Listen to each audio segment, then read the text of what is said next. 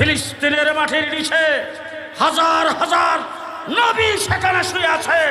নবীদের জমিনকে রক্তে যারা লাল করেছেন, মুসলিম বিশ্ব চুপ করে আসো, জেনে রাখো আজকে ফিলিস্তিনের যেই বাচ্চা তাদের বোমার আঘাতে নিহত হয়েছে, হাসরের ময়দানে যায় বলবে ডাক্তার ইউনূস সাহেব দাঁড়ান, দাঁড়ান।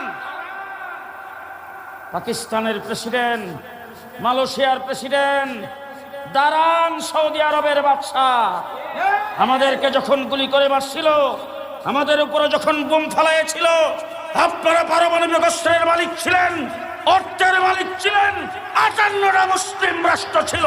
আপনাদের জবান তখন কোথায় গেছিল? আপনাদের হাত তখন কোথায় গেছিল? একজনও বাঁচতে পারবে না, একজনও বাঁচতে পারবে না। আজকে গোটা বিশ্বের মুসলমান দুঃখে দুঃখে মরছে।